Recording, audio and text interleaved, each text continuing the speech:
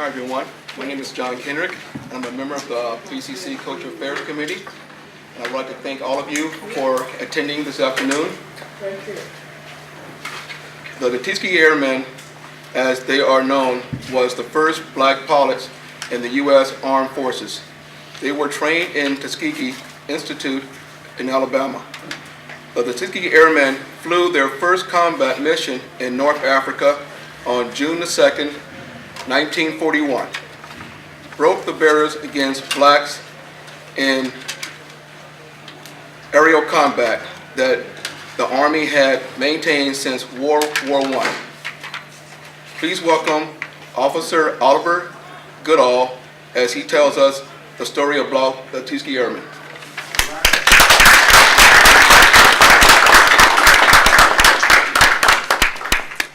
I can take this off.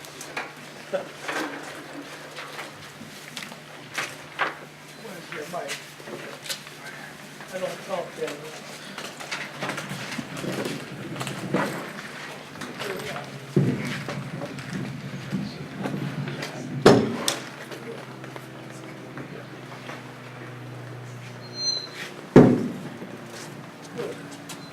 I can walk around. Thank you. Thank you. Ladies and gentlemen, the introduction was a slight mistake. First mission of this 99 was in 42, not 41. But we live. Years don't matter.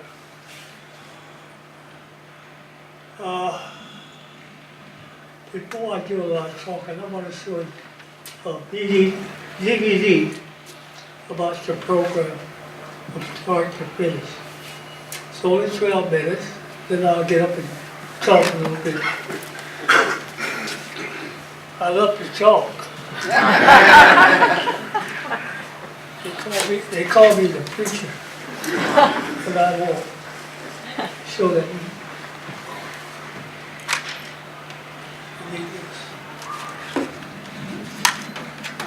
The interesting common fact that surrounded all of their backgrounds was that all of them had wanted to fly.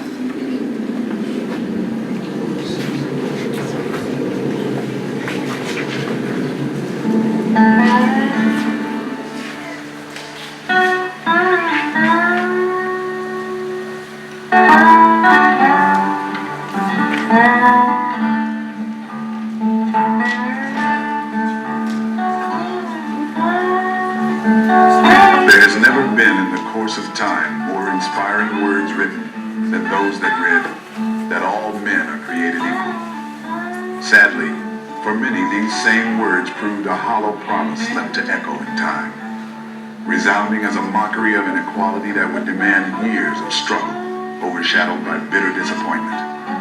Equality was to remain an elusive dream. The dim light of hope never blazed brighter for Black Americans than during an era in American history when they began challenging the discriminatory practices of the armed forces.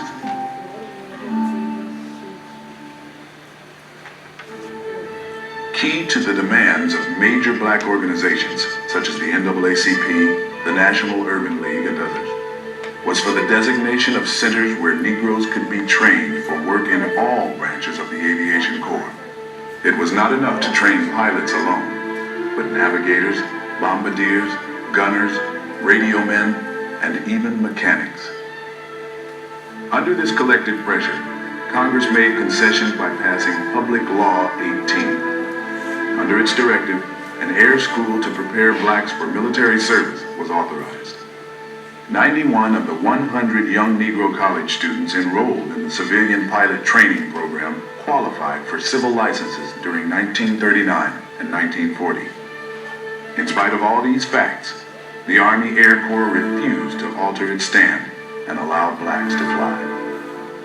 In 1941, with guidance from the NAACP, a Howard University student named Yancey Williams filed suit against the War Department to compel his admission to an air training center.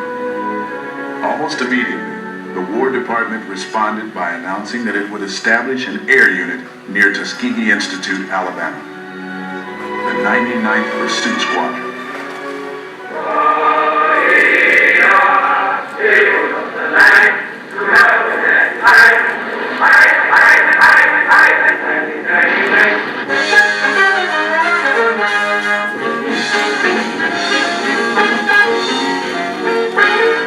Activated March 21st, 1941. The Fighting 99th began training ground support troops at Chinook Field, Illinois. Eager young black Americans received specialized training in maintenance engineering, armament, and communications. Just a few months later, an inaugural address was given at the Tuskegee Institute, initiating the training of black aviators for the United States Army Air Corps. This hard-fought privilege brought with it a great responsibility. The nation was watching, and the fate of future black military aviation rested in the hands of these intrepid young flyers. In a bold and inspiring departure from the expected, the contract for construction of Tuskegee Army Airfield was awarded to the firm of McKissick & McKissick, headed by a black architect and engineer. In July, construction began on the facility for basic and advanced flying training. The first class for pilots consisted of 12 cadets and 1 military officer, Captain Benjamin O. Davis, Jr. It commenced primary flying training July 19, 1941 at Moulton Field. Soon, young Tuskegee graduates would show the world they could not only fly, but fight. Shortly after graduating in the first class of 1942, Second Lieutenant Charles DeBow was stopped on the street by a white civilian and asked, "You one of those new colored flyers over at Tuskegee?" He proudly answered that he was. "Tell me one thing, what do you boys want to fly for anyhow?" he was asked. Shocked but not surprised, DeBow said he couldn't really think of an adequate answer at the time, but afterward realized the simple elegance of his answer. He was flying for his country. He felt he had a job to do for his country and his race. And just as Booker T. Washington and George Washington Carver had proven themselves as educators and scientists, he might prove to someone that Negroes could become good pilots and officers. Armed only with their bravery and determination, fueled by dreams of dignity for others like themselves, Lieutenant DeBow and 4 of his fellow pioneers, Captain Benjamin O. Davis, Jr., Second Lieutenant Lemuel R. Custis, Second Lieutenant George S. Roberts, and Second Lieutenant Mac Ross, became the first graduates paving the way for the other 961 black military aviators who were trained at Tuskegee Army Airfield during World War II. Under the command of Colonel Benjamin O. Davis, Jr., 450 of the graduates served as fighter pilots, attaining dignity and glory in the aerial war over North Africa, Sicily, and Europe.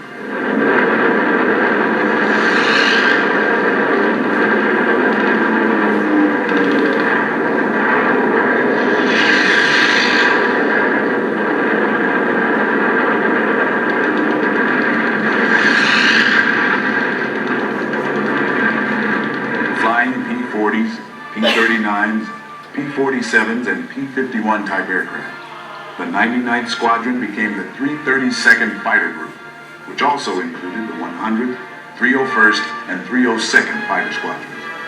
Together they flew 15,553 sorties and completed 1,578 missions with the 12th Tactical U.S. Army Air Force and the 15th Strategic U.S. Army Air Force.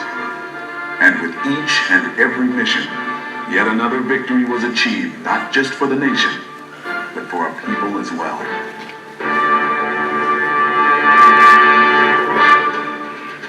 The interesting common fact that surrounded all of their backgrounds was that all of them had wanted to fly. Well, I started out with these young people back in a black Air Force in Europe in World War II. Performance is the absolute key in combat. To protect the bombers, to prevent them from getting shot down by enemy fighters, the 99th Pursuit Squadron was an expert in dropping bombs and hitting targets and hitting locomotives He was also an expert in aerial combat. The 99th Squadron did one thing at Anzio that no other squadron did. It shot down 16 enemy airplanes. Yesterday I fulfilled one of my ambitions as a combat pilot. I got one airplane. This was my country. I wanted a piece of it. I had to fight for it. But I'll be damned if I was going to let some other country come in and take it over. Though no real plans had been made for their usage, by mid-1943, Negro candidates were being screened to determine their relative aptitude as pilots for multi-engine aircraft, as well as bombardiers and navigators. Class 43J was the first at Tuskegee, with about half of its members training in the multi-engine Beechcraft AT-10, hoping that the bomb group program would actually develop. The first air cadets to train outside Tuskegee were the navigators who graduated at Hondo Field, Texas, February 26, 1944. The 477th Bombardment Group was officially activated January 15, 1944 at Selfridge Field. Although the 477th never entered combat due to the war's end, their struggle for equality and performance as military professionals, along with the magnificent wartime record of the 99th and 332nd, led to a reversal of the U.S. War Department's racial policies.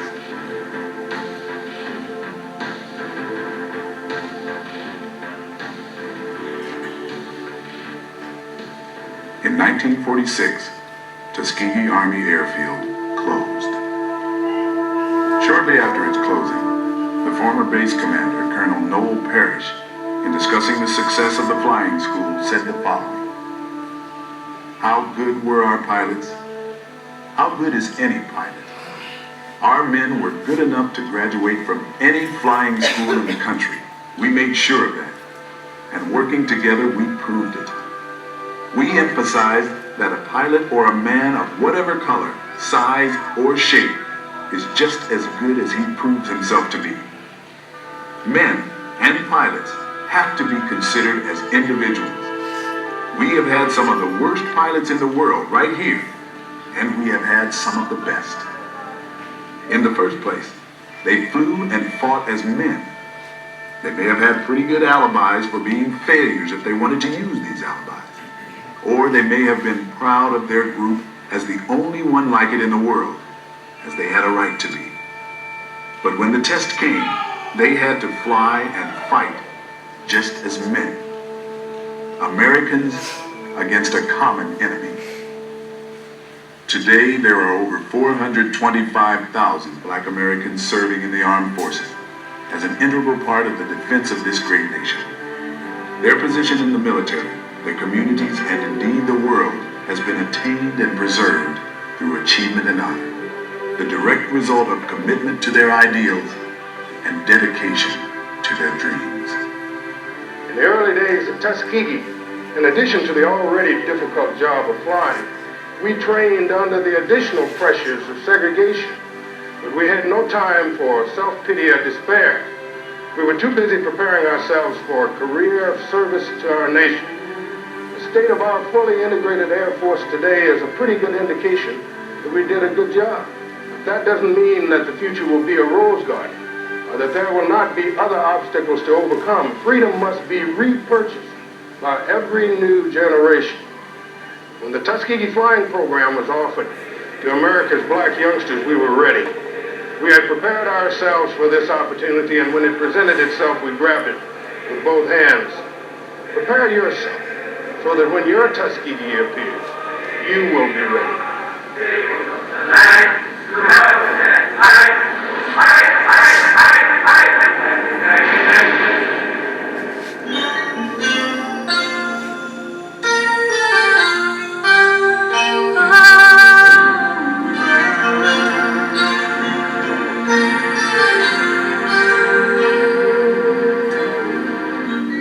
Must have been cold there in my shadow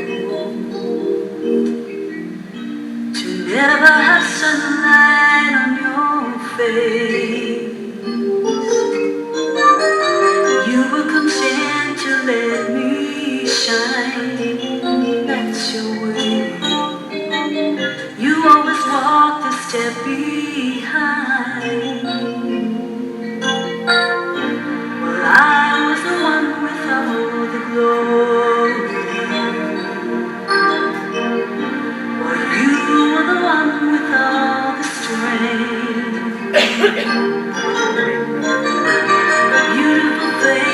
without a name.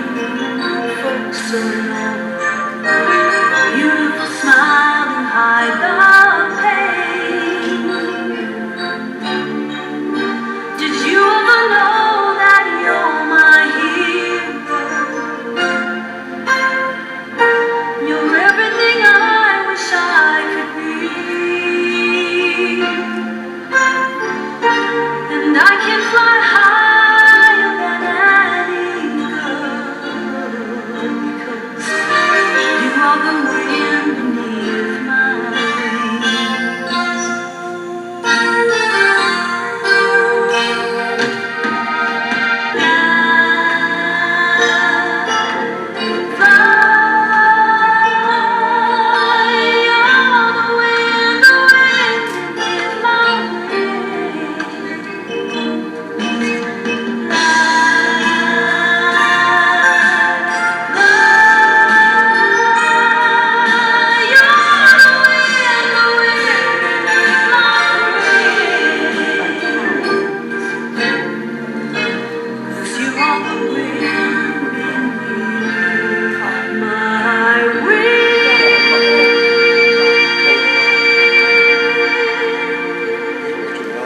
Freedom must be repurchased by every new generation.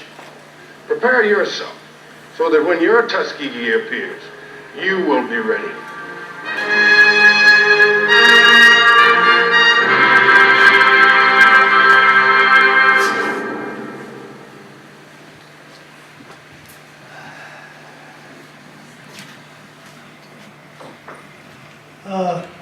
I show that so I won't have to talk so much. Believe me, I could talk all day long about what happened, why, when, where, and all that stuff. But to put it in a nutshell, when you get an educated young person, I don't care what color, rank, or nationality, well-developed, the educational wise, and you look him in the eye, you say, I don't want you, I don't need you. Go home. That was the biggest joke they ever did. When they started training the first class in July of 1941. We graduated in March of 1942. It took them 1 year in a squadron of black fighters together. That's impossible. You can get a fighter squadron together in 3 months. But they was going to make it a token fighter group. They were going to take one and put it in this white squadron, one in that squadron. But when they opened up the school, we flocked to it like ants to honey. When they looked up, we had guys coming from all over the United States going to Tuskegee. We had 54 classes, and about 19 months.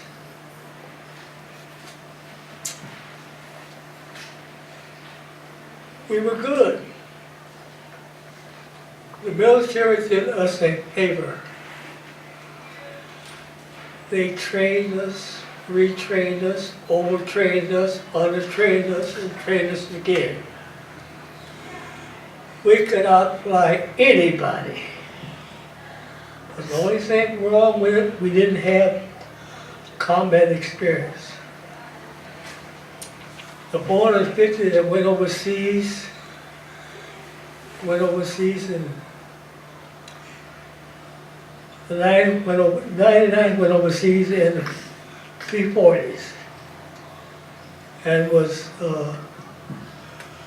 assigned to North Africa, patrol duty, or strafing cars and all that.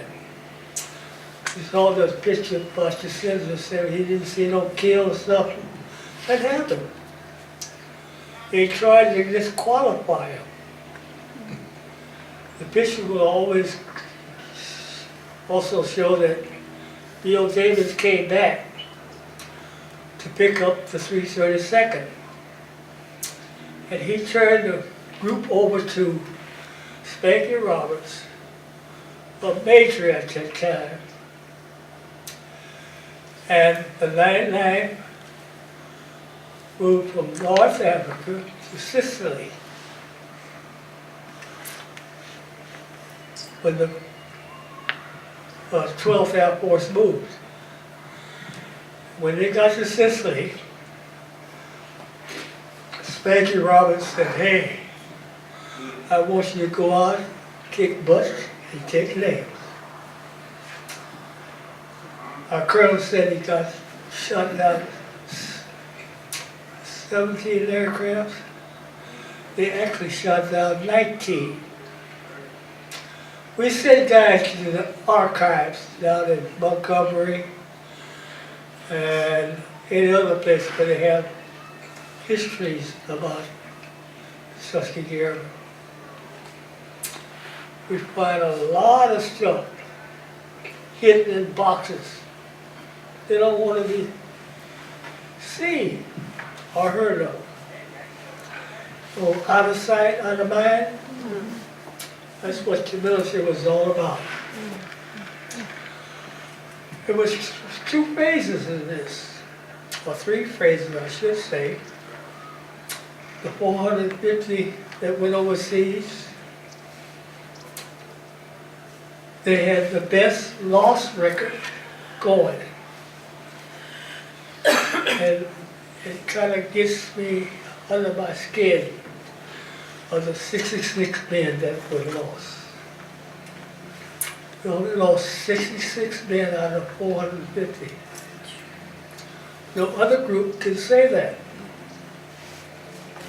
Because we were good and very good. They said we could outfly everybody, because we ain't gonna let nobody get around our tail and shoot us down. That one picture where that one guy went off, that's very true. But Hollywood kind of glamorized it a little bit.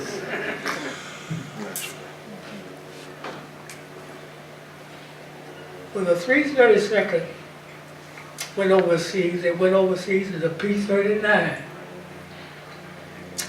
The 99th joined them. Now we got a bastard group, 4 squadron, never heard of them. So what they did, they deactivated the 302nd, and they had the 99th, 100th, and the 301st. Those are the ones that did the long-range escort mission.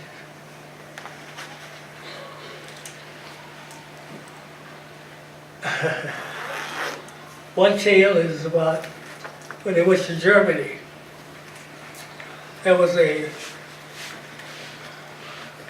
train transport coming down with 100-gallon tanks. We only had 50-gallon tanks. So one of the officers went up about 10 miles, jumped on the train and told them, "You have to top this train when you get to a certain point." He had ordered all the mechanics to take all the 50-gallon tanks off of the planes and line them up. He unloads the 100-gallon tanks, puts the 50-gallon tanks on the transport. That enabled us to fire from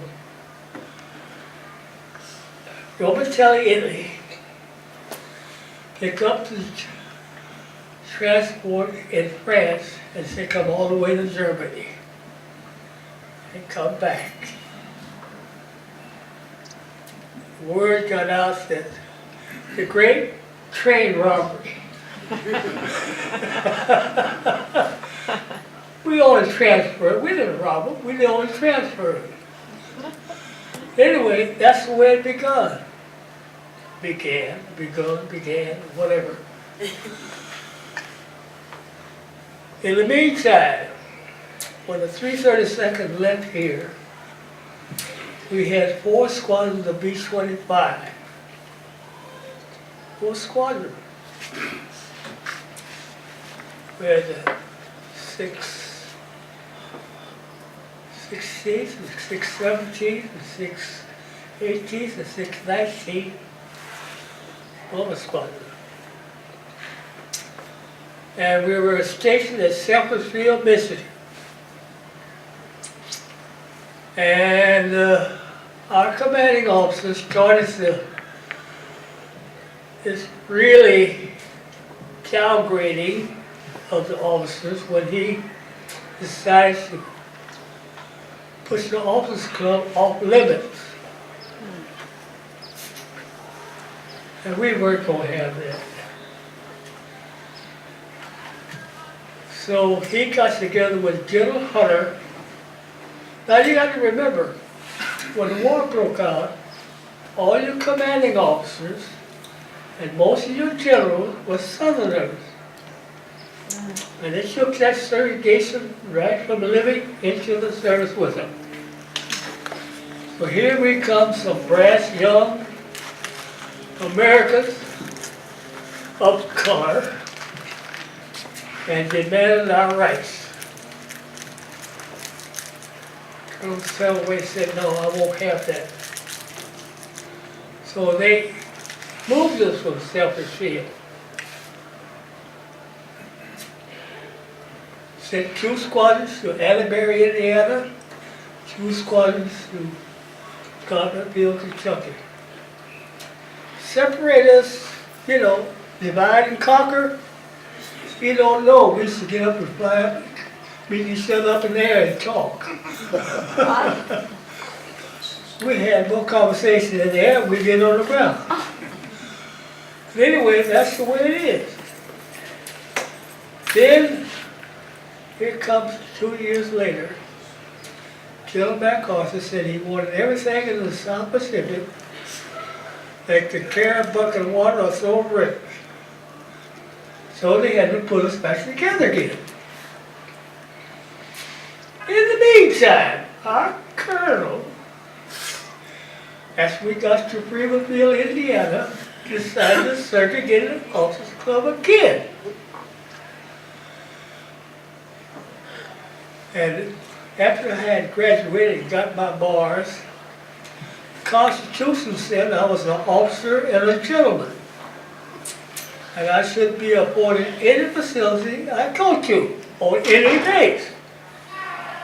And when he declared Officers Club, a beautiful Officers Club, had a golf course, swimming pool, tennis court, off limits, I was the one that said, no, that can't happen here. You gotta be losing your mind. So, first night he opened the club, 62 of us got arrested for going in the White Officers Club. We just smiled and went back to the barracks and the house arrest. He put out an order, a written command. I have read this command and I will obey. I will not try to enter the White Officers Club. Or no, Officers Club number 2, that's what he called it. In the meantime, he had taken the NCO club away from them, redecorated, repainted it, and said Officers Club number 1. About 2 blocks down. We called it Uncle Tom's Cabin. And we refused to go. But when he put out this order and had us look at it, and I looked at it, I said, I won't sign that, sir. He said, why not? I said, this is another form of segregation. I'll write my own order and let it go at that. You like it or not? I said, okay, write it on. I wrote my own order. Went back to my barracks in the house of arrest. 162 black officers got arrested. The War Department, it's the GOD today.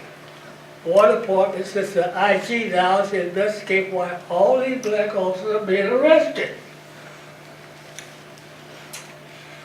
Luckily, the war in Ukraine ended. And Colonel Davis, his command was coming back to a segregated military. So the War Department decided, well, what we'll do, we'll ship all white personnel home and put Colonel Davis and his command over the 477. Now we have fighters and bombers all together. 477 composite group. That was too much for them. So they deactivated 2 squadrons of B-25. They activated 1 squadron of the fighters. And we were 477 composite group going to South Pacific. We flew like that for a whole year. So Harry said, well, I'm going to stop this war. He dropped the 2 pills. One on Nagasaki and one on Hiroshima. That stopped all the war. And everybody who was in the Freedom Field Mutiny were put out or sent back to school. I was one of the first ones, because I talked too much. You can't be uppity. I can't say what I want to say. And get along. But anyway, they put me out in 47, 46. I went into the reserve. California's 20th Air Force Reserve, down in Long Beach, down here, right across on the runway, next to the highway. It was reserve headquarters. I'm the lowest commander, officer in the group. So they decided to promote me. Because nothing but colonels and majors and stuff. Everybody's white except 3 of us. 3 specks. And a bottle of milk. But we overlooked it. Because we figured there has to be a change. And when Harry declared to integrate the military in 1948 with an order in 9981. He told all the commanding officers, like it or not, adhere to it or get out, or take a demotion.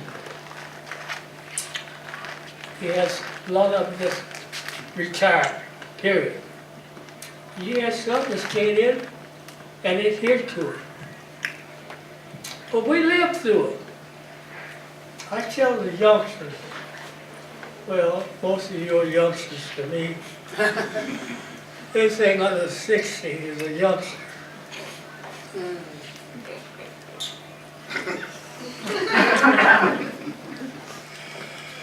Tell a youngster today, stay at school, get your education. education, your foundation for your success. And nobody can stop you. You are your own worst enemy. If you don't get it now, you won't get it after a while. And I tell each one of them, the world out there is cold. They ain't gonna give you nothing but a hard time. So get it, put that computer up there to work. And what they can't get you and what they can't pull on your computer. They said, what do you mean computer? I said, well, this invents that. That's right. You got some brilliant people. And I tell each youngster, think about it. You're gonna run up under more circumstances and obstacles than we ever did with segregation. Because all the technology they're throwing at you today. Whoever heard of tweeters when we come through? iPods, computers, the calculator. There was no such thing. You ever do math in longhand? Yeah. Yeah. But by the time you got through, you had a whole sheet That's right. on two questions. Especially in math.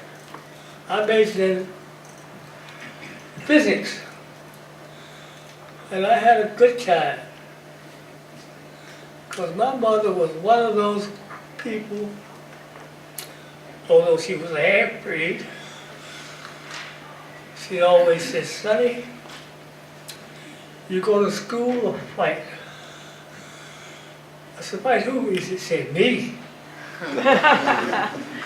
And I knew when that little lady spoke, I jumped. I told her, hi. She meant it. I never talked back to my mother. I tried once.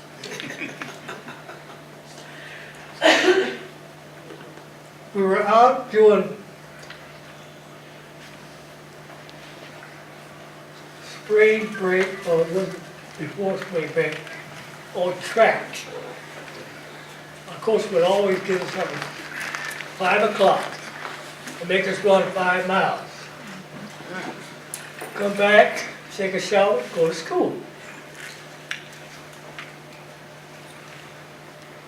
This morning, I felt frisky. So I took a shower, got to the table, chairs turned like this, and I smelled the table like that. That's the table. And Mother said, Sonny, turn the chair around. I said, oh, Mom, that's all I got out. Bam! I picked myself up, turned the chair around, went out, and ate my breakfast.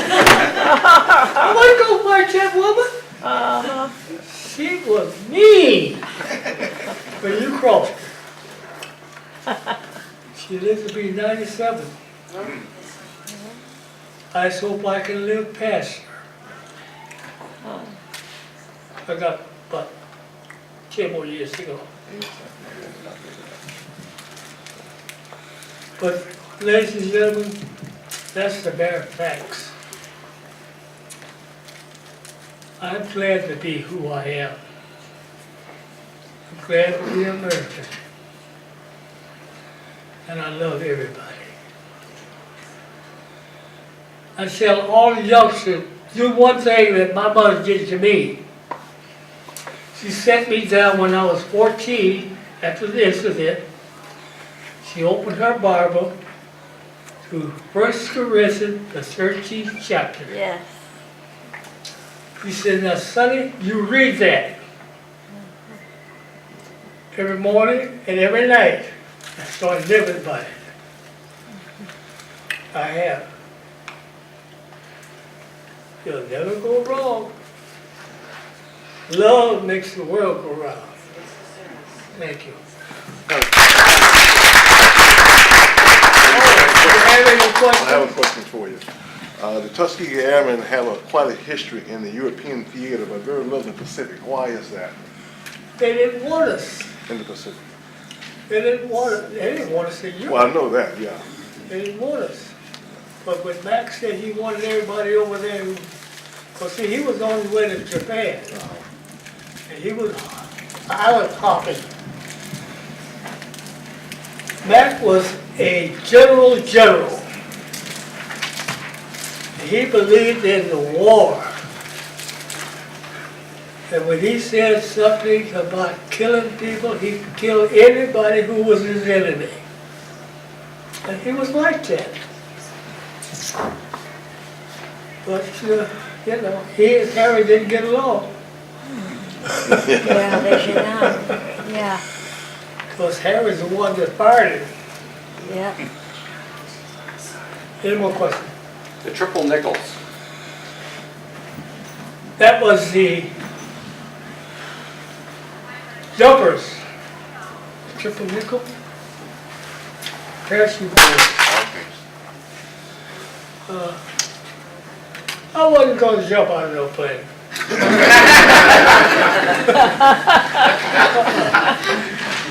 No way. They always ask me, did you ever bail out? I said, no way. Jump out of a good plane? No. Yes, ma'am. How much are your books? 25. You know, how many you want? This one? Oh, by the way, I have that one, that I have Mutiny and Fever Feel. I didn't bring it out. 'Cause I didn't think anybody want to read it, but that junk.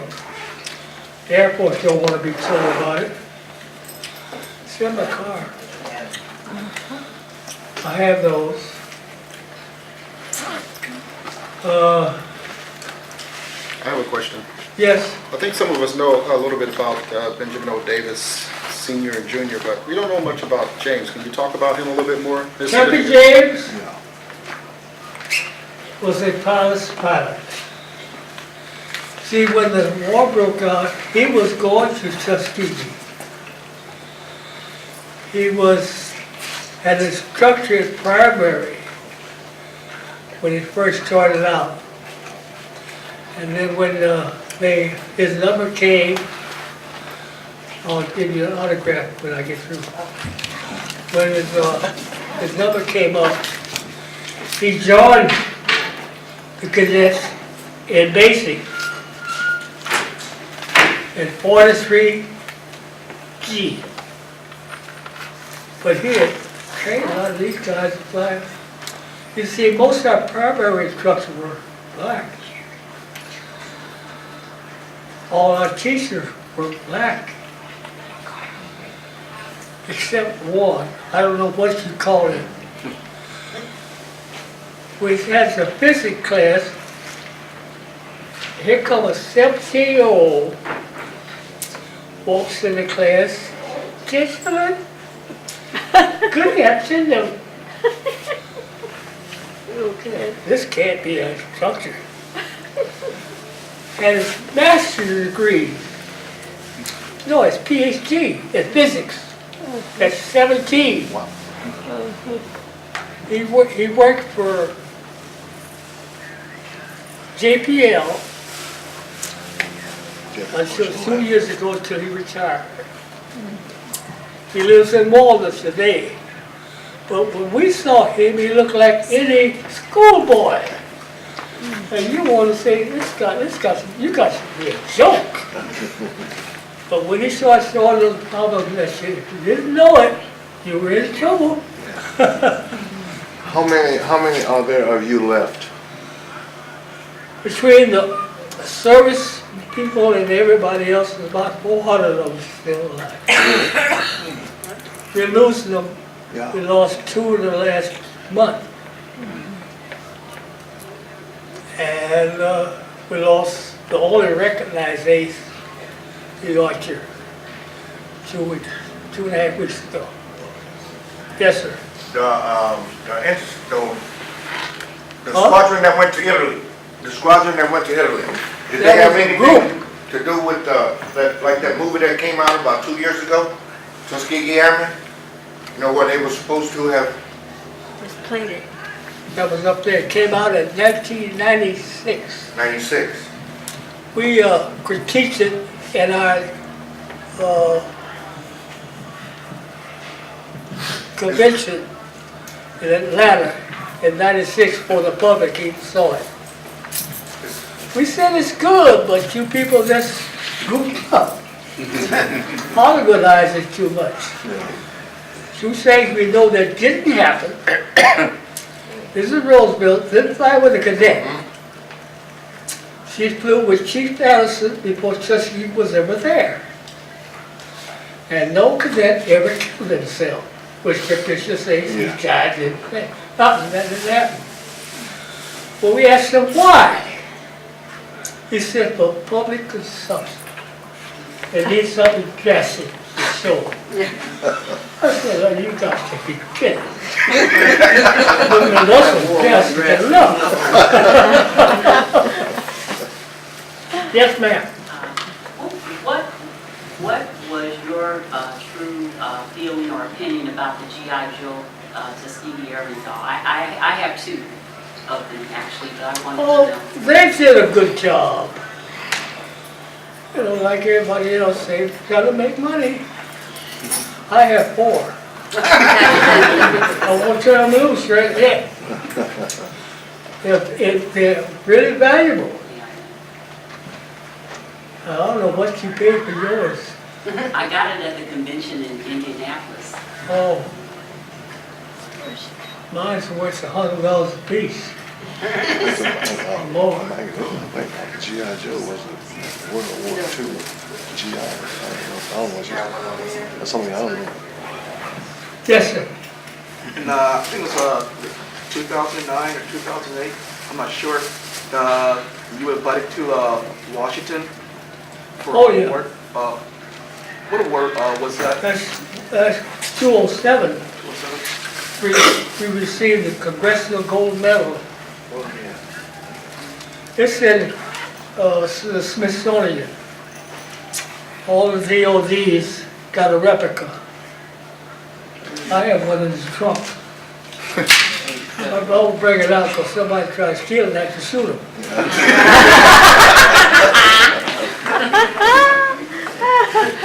They said, what? I said, that's mine. The government gave me that. Yes, ma'am.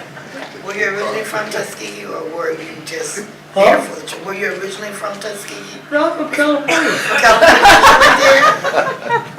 We're from all over the United States. I heard you say that. Yeah. But majority of them, they were just training there, right? Is that what happened? We got the bug. Once we heard that the lads had graduated, 5 out of 13 survived. And I often wonder, how could college graduate wash out a program like that? We had Bill Davis, which was the graduate of West Point. They didn't send him to Tuskegee. They sent him to the Cavalry, because he had requested pilot training. So they sent him to the Cavalry. The Buffalo Soldier Cavalry. We had a Buffalo Soldier that died last year, was his aide.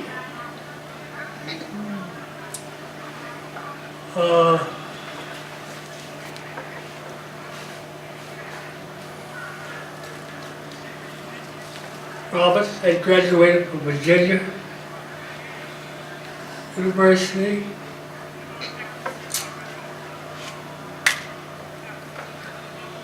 Trying to think of those two.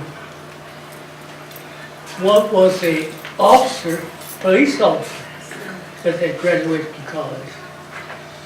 I forget the other two. But see, they were all educated people. They wouldn't let you in there unless you were college graduate in the beginning. Then they started lowering it. I got in after my second year at college. They called me in. I said, hell, I haven't finished my education. He said, oh, forget it. Come in the service. The first thing he said, you want to go to the Navy? I said, no, I can't swim that much.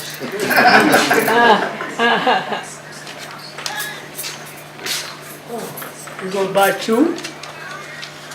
Thank you, sir. I'll sign it for you when I get through. And then they said, you want to put, well, how about the Marines? I said, no, I can't fight nobody. I said, I want to go to Tuskegee. It took me 3 examinations to get there.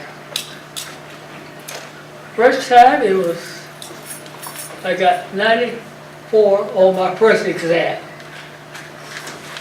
Second time I got 98 on my exam. Third time I got 100. I was in Biloxi, Mississippi at that time. We had a psychological, psychomotive, and test. Then I went to Tuskegee.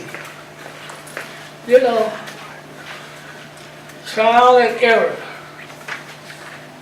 When you got good sense, educational wise, and public wise, nothing compares to the efforts you're going to put into everything you start. And believe me, that gets you through. When I went to Tuskegee, my mother told me, she said, Sonny, follow orders and keep your mouth shut. Best thing she ever said to me. So I didn't speak out until after I got my bars. And I was constitutionally correct. What was your final rank, sir? What was your final rank? Second lieutenant. Second lieutenant? They didn't promote me. Didn't? Okay, yeah. I was You didn't give your see, I didn't life get a discharge. I got released from active service. When Korea broke out, I tried to get back in. They looked at my release from active duty. They said, you look fine, but uh-oh. On the bottom of it said, actual troublemaker. They said, we can't use you. Oh? That's it. That's the way it goes. Win some and lose some. Thank you.